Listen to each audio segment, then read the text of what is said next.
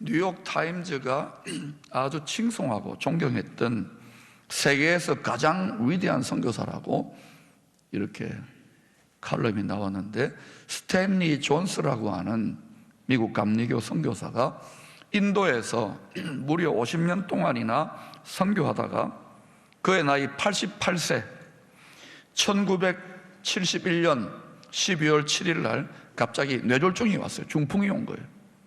혈관 하나가 터졌습니다. 사지가 마비되어 가지고 바닥에 쓰러졌어요.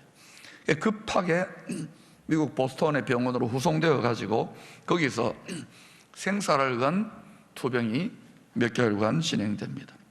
의식이 깨어나서 보니까 병원입니다. 정말 바울처럼 불꽃같이 헌신했던 노 선교사가 이렇게 중풍 걸려서 사지가 마비되어 병원에 누워있는 게 하나님의 뜻인지, 원망은 아직 한 번도 원망 안 했대요. 하나님께 간절히 좀 더 하나님께 영광 돌리고 싶습니다, 복음의 능력이 매이지 않았다는 것을 입증하고 싶습니다라고 간절히 정말 필사적으로 기도하던 중에 하나님께서 이 스탠리 존스 선교사님의 심령에 고린도후서 1장 20절의 말씀을 응답으로 주십니다. 여러분, 우리가 기도하다 보면 이런 응답 받을 때가 있습니까? 없습니까? 오늘 여러분이 이 응답이 올 한 해 여러분 가운데 임하게 되기를 축원합니다. 이거는 전심전력할 때 오는 거예요. 남이 뭐라 하더라도 내가 하나님 말씀으로 붙드는 겁니다. 오늘도 이 설교 가운데에 하나님의 음성이, 하나님의 약속의 말씀이 여러분의 심령에 화살처럼 꽂히게 되기를 축원합니다. 같이 읽어볼까요? 그가 받았던 약속의 말씀, 시작. 하나님의 약속은 얼마든지 그리스도 안에서 예가 되니 그런즉 그로 말미암아 우리가 아멘하여 하나님께 영광을 돌리게 되느니라. 그런 이 말씀을 자신에게 어떻게 적용했느냐? 의식은 있고 입술은 움직이니까 믿음으로 이렇게 선포하는 거예요. 하나님의 약속은 얼마든지 그리스도 안에 예가 될 수 있다. 계속 수백 번, 수천 번, 수만 번, 수십만 번을 계속 외치는 거예요, 하루 종일. 여러분, 하나님의 약속, 전능하신 능력의 구원의 말씀, 복음의 말씀은 오늘날 21세기에도, 오늘날 이 시대, 힘든 시대에도 저와 여러분에게 얼마든지 예가 될 수 있습니다. 한번 따라 하실까요? 하나님의 약속은 그리스도 안에서 예가 될 수 있습니다. 이거 아니면 여러분 예수 믿을 필요 없어요. 하나님의 말씀 믿을 필요 없어요. 그건 여러분 종교적인 경전이고 윤리 수양 도덕책입니다. 전능하신 능력의 하나님의 말씀입니다. 얼마든지 예가 될 수 있습니다. 놀랍게도 몇 개월 뒤에 그는 그의 믿음의 말씀의 선포대로, 그가 자기 생각, 자기 고집을 선포한 게 아니에요. 전능하신 하나님께서 그에게 약속으로 주신 그 말씀을 끝까지 믿고 선포했어요. 사지가 조금도 움직이지 않는데 선포했더니 전문가인 의사나 간호사나 동료 선교사들이나 목사님들이나 가족들까지 기도는 하는데도 이거는 이제 끝났다고 생각하는데 노 했는데 하나님은 그에게 예 해가지고 가족들을 뒤로하고 다시 인도로 돌아갔어요. 그래서 몇 년간 더 사역하다가 더욱더 영광스럽게 하나님의 부르심을 받습니다. 모든 성도들과 모든 주의 종들에게 이와 같은 더 큰 영광이, 승리가 임하게 되기를 축원합니다. 그러나 복음 전하는 선교의 현장이나 목회 현장이나 여러분 삶의 현장에 가면은 죄와 사망의 능력을 이겨버리는 생명의 성령의 능력이 속절없이 허무하게 우리의 작은 믿음 때문에 패배하고 진 듯이 보이는 경우가 얼마나 많습니까? 왜 우리가 하나님의 능력의 말씀을 제한합니까? 믿는 것이 하나님의 일인데. 무엇이 하나님의 일입니까? 믿는 것이 하나님의 일이지요. 오늘 본문의 말씀은 이방인의 사도로서 고린도 교회를 바울이 아주 힘든 상황 가운데 어렵게 개척했습니다. 영적인 아버지입니다. 이런 영적 아버지 사도 바울의 권위를 여러 가지 이유로, 마음에 안 든다는 이유로 인정하지 않고 무너뜨리려고 했던 고린도 교회에 전했던 특수한 편지글입니다. 그 서신서를 이해하려면 그 배경을 알아야 돼요. 왜 이런 글이 쓰여져 있는지. 빌립보서는 바울이 처음부터 끝까지 바울의 복음 선교 사역에, 바울이 로마 감옥에 갇혔을 때도 끝까지 그 한 교회만 끝까지 했어요. 바울은 신구약 성경의 말씀에 근거하여 성전의 일을 섬기고 복음의 사명을 감당하는 종들이 불편함이 없이 주의 일에 전심 전력 투구할 수 있도록 돕는 일이 마땅하다고 설명했습니다.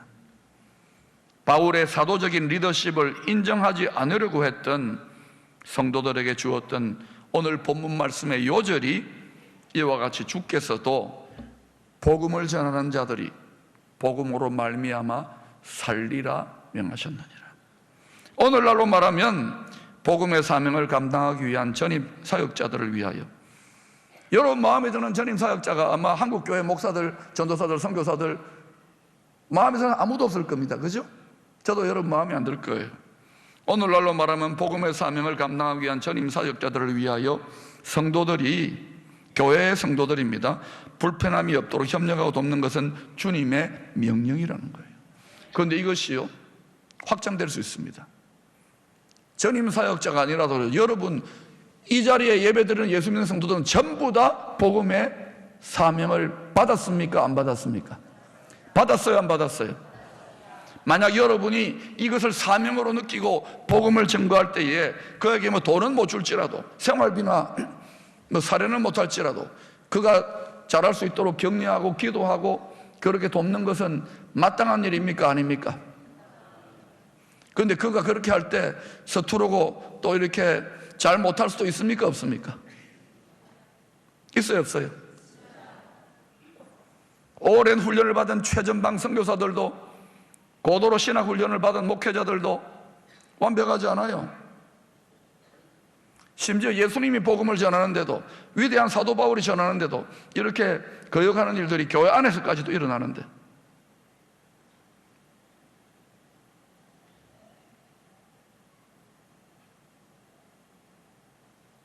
빌립보서 1장 27절은 이 사실을 다시 한번 이렇게 강조합니다. 오직 너희는 그리스도의 복음에 합당하게 생활하라. 여러분이 복음에 합당하게 생활하는지 이 말씀으로 여러분을 초대합니다. 오직 너희는 그리스도의 복음에 합당하게 생활하라. 이는 내가 너희에게 가보나 떠나 있으나, 바울은 순회하면서 복음 전하지요, 너희가 한 마음으로 서서 한 뜻으로 복음의 신앙을 위하여 협력하는 것과, 복음의 신앙은 무엇입니까? 내가 예수 믿고 천국, 복음, 아멘 이걸로 끝나는 게 아니에요. 만족하고 교제하고 끝나는 게 아니에요. 내 즐거움만, 천국의 즐거움을 누리는 것만 끝나는 게 아니에요. 동시에 복음의 사명을 자각하고 어려움과 핍박이 있더라도, 오해가 있더라도 이걸 위해서 나가는 거예요. 각자 믿음의 분량을 따라 선한 일을 위해 부름을 받았기 때문에. 그런데도 복음 전하는데 목숨을 건 바울의 권위를 인정하지 않고 헐뜯으며 협력하기를 거부했던 고린도 성도들이 있었던 것 같습니다. 그래서인지 바울이 상한 마음으로 좀 격한 표현을 15절에서 하고 있습니다. 그러나 내가 이것을 하나도 쓰지 아니하였고, 또 이 말을 쓰는 것은 내게 이같이 하여 달라는 것이 아니라, 돈을 더 달라, 후원을 더 해달라는 것이 아니라는 거예요. 내가 차라리 죽을지언정 누구든지 내 자랑하는 것을 헛된 대로 돌리지 못하게 하려 합니다. 쉽게 말하면 이런 표현입니다. 내가 너희로부터 이런저런 후원이나 지원을 받지 않고, 빌립보 교회에서는 받았습니다. 고린도 교회에서는 일부러 거부했던 것 같아요. 너희로부터 지원을 받지 않고 자비량으로, 이 사람 나름대로 생계를 꾸려가는 능력이 있어요. 자비량으로 복음의 사명을 감당하는 나의 순수한 의도를 헛되게 하느니 차라리 내가 죽는 것이 더 낫겠다. 여러분, 지금 이 위대한 사도 바울의 마음이 얼마나 상하고 아픈지 느껴지십니까? 여러분이 주를 위하여 주의 뜻에 순종하고 복음 전하기를 원하십니까? 이런 아픔은 각오하셔야 됩니다. 예수 믿는 것 값싸게 쉽게 생각하면 안 돼요. 말과 혀로, 생각과 마음으로만 되는 게 아닙니다. 바울은 자신이 개척했던 이방인 교회들로부터 후원도 받았지만, 가능하면 그가 엄청난 지식인이었지만 이스라엘 사람들은 늘 흩어져서 도망다녀야 되기 때문에 생계 유지용으로 아버지가 텐트 메이크, 장막을 만드는 그러한 기술을 하나 준 거예요. 먹고 살 수 있도록. 여러분, 신기하지 않습니까? 예수님도 목수입니다. 직업이 집 짓는 사람이에요. 바울도 텐트, 이동용 장막이지만 집 짓는 사람이에요. 우리는 지금 하나님의 집을 지어져 가고 있습니다. 할렐루야. 하나님이요, 이 성경을 하나하나 들여다보면 깜짝깜짝 놀라 자빠집니다. 텐트를 만드는 자신의 생업을 살려서 일을 하면서 복음을 전해요. 이것을 오늘날의 용어로 말하면 텐트 메이크 미셔너리, 자비량 선교사입니다. 생활비와 선교비를 해결하면서 복음을 전하려고 노력하였습니다. 이렇게 지원받을 수 있는 사도의 권리를 가급적이면 사용하지 않으려고 했던 이유가 뭘까요? 특별히 고린도 교회는 더 사용하지 않으려 해서 이유가 뭘까요? 그 이유가 19절에 나타납니다. 더 많은 사람을 얻고자 함이었습니다. 뭐라고요?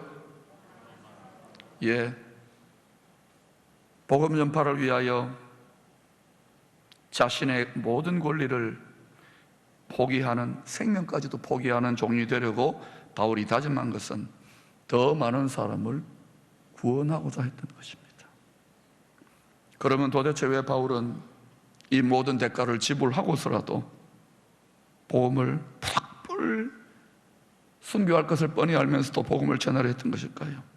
첫 번째로 바울은 복음 전파를 사느냐 죽느냐, 개인적으로 뿐만 아니라 교회와 그 복음의 사명을 맡은 나라와 민족 전체를 바라보면서 사느냐 죽느냐의 문제로 보았기 때문입니다.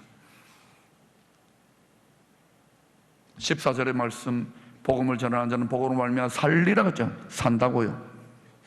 16절에서 바울은 만일 복음을 전하지 않으면 내게 화가 있을 것이로다. 복음의 사명을 받고도 영적인 전쟁터입니다. 복음 전하는 것은 여러분, 하늘에 있는 악한 영들과 전쟁입니다. 전쟁. 치열한 전쟁이에요. 얼마나 치열한지, 이게 무슨 뜻인지를 모른다면 여러분 전쟁이 없는 거예요. 복음의 사명을 받고도 영적 전쟁터에서 최고의 장군 누굽니까? 총사령관이 누굽니까? 예수 그리스도입니다. 그분의 명령에 전쟁터에서 불복종하면, 전쟁터에서 불복종하면 뭐가 돼요? 바로 즉결 처분입니다. 처형입니다. 그러나 우리 사령관님은 오래 참으시는 분이에요. 인내하는 분이에요. 여러분 명령에 잘 순종하고 있는 줄로 믿습니다. 두 번째로 바울은 복음 전도를 억지로라도 감당해야 될 사명으로 파악하고 있습니다. 어떻게 해서라도요? 억지로라도, 하기 싫어 죽겠는데도. 여러분, 저는 여러분 잘 아듯이 목사하기가 싫었어요. 그거 빼놓고는 다 하겠다고. 평신도로서 열심히 돈도 벌고 영향력을 가지고 많은 사람들, 많은 교회를 돕겠다고 한 해 금식 기도도 하고 열심히 그렇게 했어요. 많은 일들을 했는데 하나님은 그것만 딱 하라는 거예요. 정말 힘들었어요. 억지로 순종, 억지로 신학과, 그리고 많은 무리가 있어요. 여전히 지금도 그 갈등과 투쟁이 있습니다. 안 할 수 없는 거예요. 근데 이제 목사 돼가지고 제법 시간이 흐르니까 이제 철이 들었는지 억지로가 아니에요. 이야, 이게 행복이구나, 이게 낙이구나, 이게 즐거움이구나, 이게 나의 기쁨이구나. 17절에서 이렇게 말씀하고 있습니다. 내가 자의로 이것을 행하면 상을 얻으리니, 자원해서 스스로 감동되어져 가지고, 여러분 제발 좀 스스로 감동되어져서 하시기를 바랍니다. 오늘날 스스로 감동되어져 가지고 복음을 위해 작은 고난과 대가 지불하는 사람이 얼마나 되는지요. 우리는 전 성도들이 귀신을 때려잡는 영적 해병대기 때 다 하고 있는 줄로 압니다 라고 말하고 싶어요. 내가 자의로 자원하여 이것을 행하면 상을 얻으려니요. 그러면 전도 설교, 전도하라는 설교하는 것은 여러분 복음에 대한 모욕입니다. 여러분에 대한 모욕입니다. 잘 하고 있는데 내가 자의로 이것을 행하면 상을 얻어요. 상을. 내가 자의로 아니한다, 억지로 한다 할지라도 나는 사명을 받은 거예요. 그래서 많은 제가 주의 종들이나 선교사를 만나보면은 너무 힘들어요. 사실 선교지가, 목회가. 한번 해보세요. 여러분 제발 해보세요. 꼭 해보시기를 바랍니다. 해보면 억지로라도 버티는 분들이 많아요. 왜냐? 사명이기 때문에 버릴 수가 없는 거예요. 이거 안 하면은 화가 입니다. 상은 별로 없어요. 그래서 여러분 언제까지 기도하고 언제까지 능력을 입어야 되느냐, 이것을 기쁘게 감당할 수 있을 정도로. 할렐루야. 세 번째로 바울은 복음 전도를 고생만이 아닌 상이 주어지는 특권으로 봅니다. 이건 특권의식의 특권이 아니에요. 고생하는 특권이에요. 죽는 것도 특권이에요.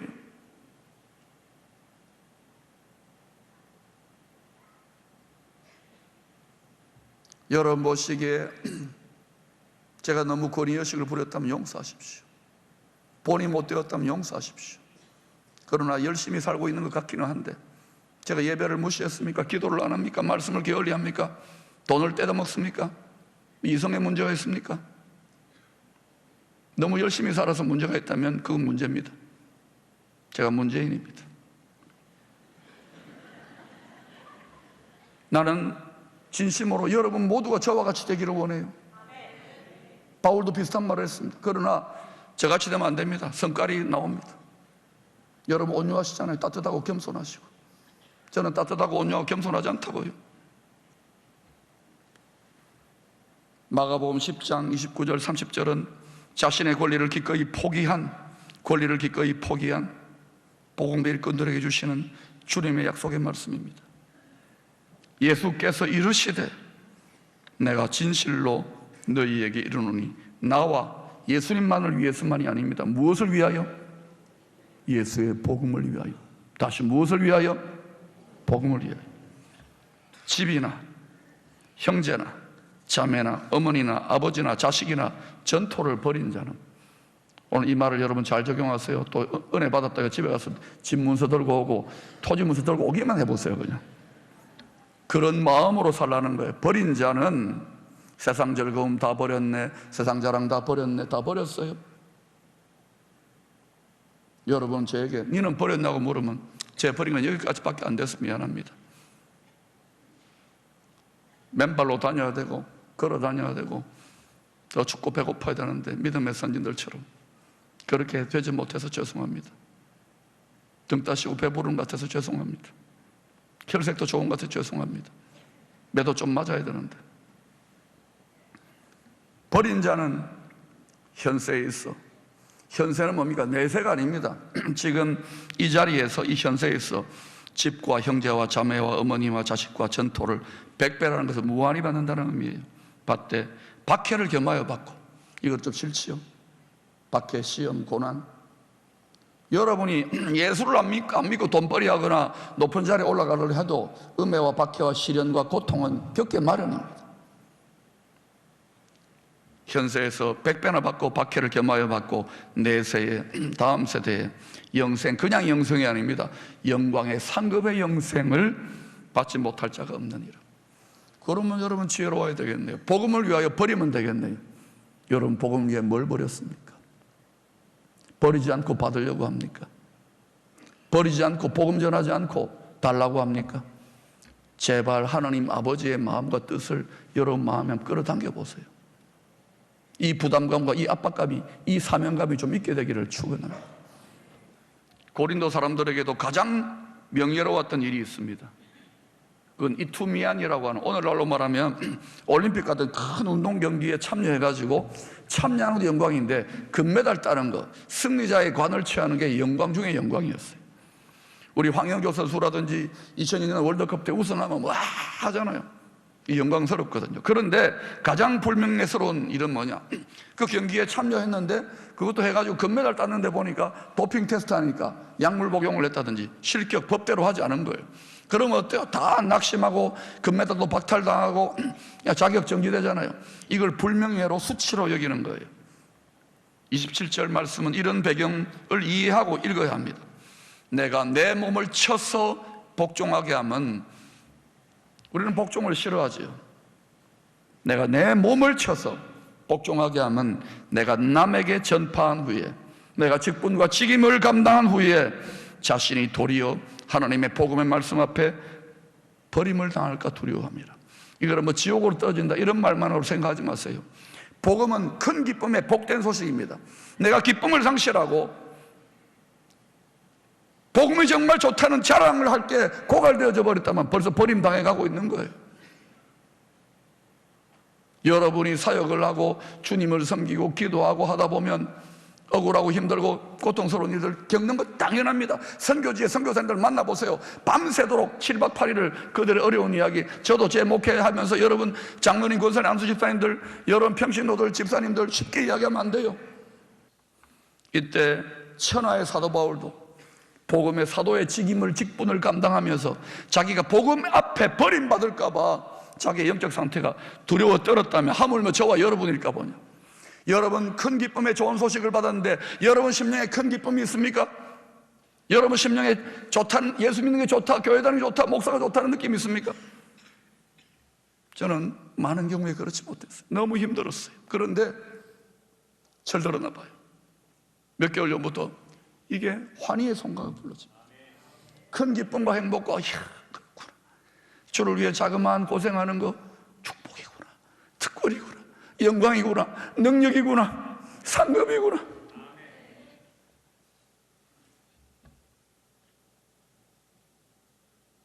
바울도 그러했는데 여러분 하나님의 말씀 앞에 여러분을 점검해 보시기를 바랍니다.